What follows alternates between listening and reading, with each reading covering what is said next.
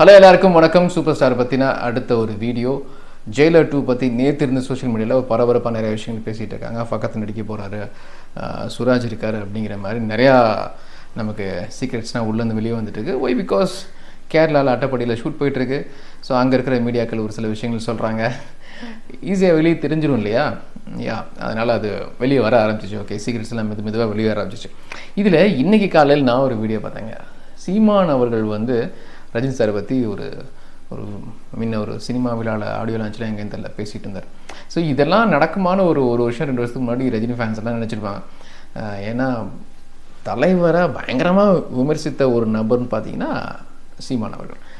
ஆனால் அவர் தலைவரை மீட் பண்ணது ப்ளஸ் அவர் அந்த விழாவில் பேசினது, அப்படி ஒரு ஸ்பீடாக இருக்கார் தலைவர். வாழ்க்கையில் சோம்பேறியாக இருக்கிற ஒரு ஆள் கூட அவரை பார்த்தா பயங்கரமாக ஒரு உற்சாகம் வந்துடும் அப்படின்னு சொல்லிட்டு அதுதான் காலம்தான் பதில் சொல்லும். தலைவருக்கு எப்பவுமே ஒரு பவர் இருக்குங்க. தன்னை வெறுக்கிற ஆளை கூட தனக்கு நண்பனாக மாற்றிக்கிற ஒரு சக்தி வந்து தலைவருக்கு இருக்குது. இது நீங்கள் அப்படியே சரித்திரத்தை புரட்டி பார்த்தீங்கன்னா அவ்வளோ பேர் இருக்காங்க. ஒரு காலத்தில் ரஜினி அவர்களை வந்து ரஜினி சாரை பயங்கரமாக எதிர்த்தவங்க. அதுக்கப்புறம் பார்த்தீங்கன்னா அவருடைய குட் புக்கில் இருக்கிறாங்க. இப்போது ரஜினி சாருக்கு நெருக்கமான ஒரு நண்பர்கள் வட்டாரத்தில், அந்த வட்டத்துக்குள்ளே முன்னாள் எதிரிகள் இருக்காங்க, இப்போ நண்பர்களாக. ஸோ அது வந்து தலைவர் வாங்கி வந்த வரம்னு நினைக்கிறேன். இல்லை அவருக்கு இருக்கிற ஒரு கரிஷ்மா, இல்லை ஒரு பவர். நிறைய பேர் சொல்லுவாங்க அவரை நேரில் பார்க்கும்போது நம்ம அப்படியே ஒரு வைப் ஃபீல் பண்ணுவோம் அப்படின்னு சொல்லிட்டு.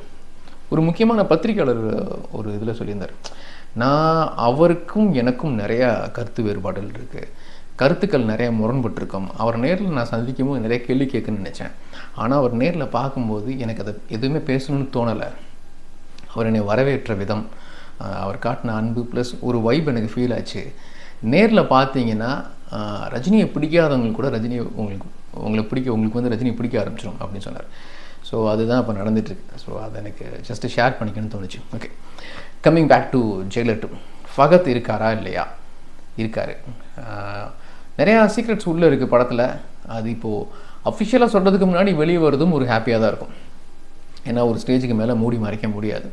இப்போது அட்டைப்படியில் ஷூட் போயிட்டுருக்கு. ஜெயிலர் இதுக்கு முன்னால் பார்த்தீங்கன்னா சென்னையில் ஜெயிலர் அவர் இருக்கிற மாதிரி சீக்வன்ஸ் இருக்கும். இதில் ஃபேமிலி போர்ஷன் அங்கே இருக்கிற மாதிரி இருக்குது. என்ன மாதிரி நெல்சன் என்ன குக் பண்ணுறாருன்னு இப்போ வரைக்கும் சத்தியமாக தெரில. ரொம்ப ஒரு சர்ப்ரைசிங் ஃபேக்டாக இருக்குது. ப்ராப்ளி ஒரு டோட்டலாக இந்த முதல் கதை முடிஞ்சு சில மாதங்களுக்கு அப்புறம் அப்படின்னு சொல்லிட்டு அப்படியே வேறு லொக்கேஷன்லேருந்து கதை ஸ்டார்ட் ஆகும் போல இருக்குது. ஏன்னா ஃபேமிலி லொக்கேஷன் தான் அங்கே மெயினாக ஷூட் பண்ணிட்டுருக்காங்க. ப்ளஸ் நிறையா சீக்வன்ஸ் எடுத்துகிட்டு இருக்காங்க.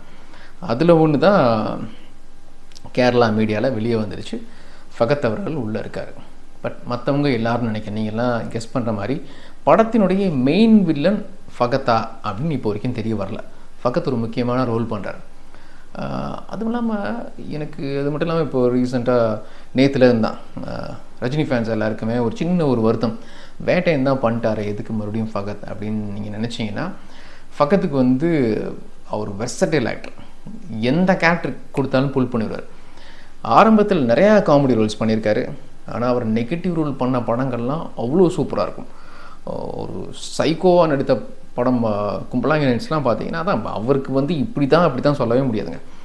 வேட்டையனில் பேட்ரி ரோல் மனுஷன் பட்டையை கிளப்பினார். அதுக்காக ஒரு வில்லன் ரோல் நல்லா இருக்காதுன்னு சொல்ல முடியுமா? சான்ஸே இல்லை. ஒரு வேளை ஜெயிலர் 2ல் அவர் நெகட்டிவ் ரோல் பண்ணுறதுக்கு ஒப்பந்தம் அக்ரிமெண்ட் போட்டிருந்தாங்கன்னா, அவர் வந்து ஜெயிலர் 2ல் வில்லனாக நடித்தாருன்னா செம்மையாக இருக்கும். அதை விட அந்த வில்லன் ரோலுக்கு வந்து யார் பொருத்தமாக இருப்பாங்கன்னு என்னால் யோசிக்க முடியல. ஒரு ஃபகத்தாக இருந்தார்னா. பட் நான் கேள்விப்படுத்தி இப்போ வரைக்கும் ஃபிக்ஸாக அது தெளிவாக தெரில. ப்ராப்பராக வில்லன்னு சொல்ல முடியாது. பட் ஒரு முக்கியமான ரோல், அது நெகட்டிவ் ரோலாகவும் இருக்கலாம். பட் இருக்குன்னு நினைப்போம். நம்ம நினைக்கிறோம் இல்லையா? விநாயகனை பார்த்தாச்சு. விநாயகனை விட பெரிய வில்லன் யார்? அவர் சொன்ன மாதிரி அந்த நெட்வொர்க், உனக்கு தெரியாத ஜெயிலர் அப்படின்னு சொல்லுவார்ல. விநாயகனுக்கு என்னங்க, நீங்கள் விநாயகன் முதல்ல கமிட் ஆகும்போது ஓகே, விநாயகனும் கேரளா ஃபிலிம் இண்டஸ்ட்ரியில் ஒரு முக்கியமான நடிகர், நிறையா கேரக்டர் பண்ணிட்டார்.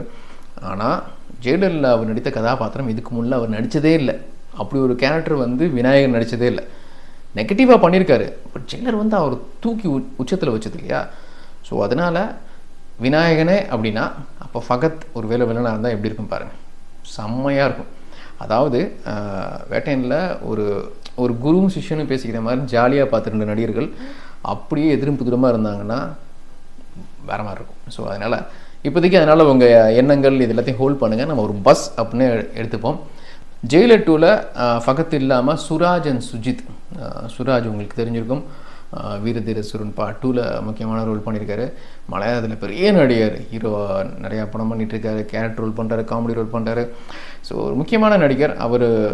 ஜெயிலர் 2ல் இஸ் ஆன் போர்ட். அது இல்லாமல் சுஜித் அவரும் நெகட்டிவாக கேரக்டர் ரோல் நிறையா பண்ணியிருக்காரு. ஸோ மலையாள ஆர்டிஸ்ட் நிறைய பேர் உள்ளே வராங்க, அட்டைப்படியில் ஷூட் பண்ணிகிட்ருக்காங்க. அந்த ஒரிஜினலாக இருக்கிற அந்த மண் சார்ந்த நடிகர்கள் நடிக்க வச்சுட்ருக்காங்க. ஸோ கேரளாவில் பெரும்பகுதி போகும் போல இருக்கு. ஒரு வேளை ஜெயிலர் 1ல் வந்து கதை தமிழ்நாட்டில் நடக்கும், அங்கேருந்து கோவா, ஹைதராபாத், அப்புறம் கர்நாடகா பக்கம் போயிட்டு சிவராஜனை பார்த்துட்டு வருவார். ஸோ அந்த மாதிரி போயிட்டு வருவாங்கள்ல. ஆனால் கதை மெயின் கதை பார்த்திங்கன்னா சென்னையில் நடக்கும். ஒருவேளை ஜெயிலர் 2ல் வந்து மெயின் கதையே கேரளாவில் நடக்கும் போல இருக்குது.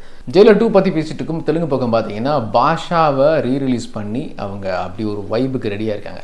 பாருங்கள், பாஷா ஒரு தமிழ் படம் தெலுங்கில் சக்க போட்டுச்சு 1995ல்.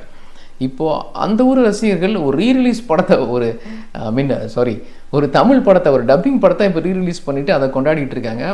அங்கே சோஷியல் மீடியா முழுக்கவே பாஷா ரீரிலீஸ் பற்றி தான் பெரிய டாக் போயிட்டுருக்கு. 95ல் தலைவருக்கு 2 படம் ரிலீஸ் ஆச்சு ஆந்திராவில். ஜனவரி மாதமே பாஷா வந்து பெரிய ஹிட்டு. ஒரு நேரடி தெலுங்கு படம் எப்படி ஹிட் ஆகுமோ அந்த மாதிரி ஹிட் ஆச்சு. அடுத்ததாக ஜூன் மாதம்னு நினைக்கிறேன் பெத்தராட் இண்டஸ்ட்ரி ஹிட். அந்த படத்துக்கு இருக்க ஓப்பனிங் பார்த்தீங்கன்னா வேறு லெவல். 2 படமே அடுத்தடுத்து ஹிட்டு. அதுக்கப்புறம் நரசிம்மா படையப்பாவங்க ஹிட் ஆச்சு. ஸோ இந்த மாதிரி ரெக்கார்ட்லாம் வேறு எந்த நடிகருமே பண்ணதே கிடையாது. வேறு ஸ்டேட்டுக்கு போயிட்டு இன்ஃபேக்ட் அங்கே ரஜினி சாரை வந்து அவங்க ஊர் நடிகராக தான் பார்க்குறாங்க. ஒரு வேறு ஸ்டேட் நடிகராக பார்க்குறது இல்லை. ஒய் பிகாஸ் ரஜினி சார் வந்து அவ்வளோ தெலுங்கு படங்கள் பண்ணியிருக்காரு, நேரடி தெலுங்கு படங்கள். திரு என்டிஆர் அவர்களோட, கிருஷ்ணா அவர்களோட நிறைய அங்கே இருக்க முன்னணி ஆர்டிஸ்ட் எல்லாருக்கூடையும் பார்த்தீங்கன்னா சேர்ந்து நடிச்சிருக்காரு. 80ஸ்க்கு முன்னாலே ஸ்டார்டிங்லேயே 70ஸ்ல எப்படி 76, 77ல் எப்படி தமிழில் நடிச்சிட்டு இருந்தாரோ அதே காலகட்டத்தில் முக்கியமான கதாபாத்திரங்கள், சும்மா சின்ன சின்ன ரோல்லாம் இல்லை, என்டிஆர் அவர்களுக்கு தம்பியாக நடிச்சிருக்காரு. திரு என்டிஆர் அவர்களுக்கும் சூப்பர் ஸ்டாருக்கும் பார்த்தீங்கன்னா ஃபைட் சீக்வன்ஸே இருக்குது. ஸோ ஏன் தெலுங்கு ஆடியன்ஸ் ரஜினி சாரை இந்த அளவுக்கு ஏற்றுக்கிறாங்கன்னா அவங்க ஒரு தமிழ் நடிகராக அவரை பார்க்கவில்லை.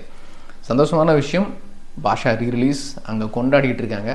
அது என்ன ரெக்கார்ட் பண்ணுச்சு அப்படின்னு அடுத்தடுத்த விஷயங்கள் வரும்போது அதை பற்றியும் பேசுவோம். மட்டும் டாடா பாய் டாட்.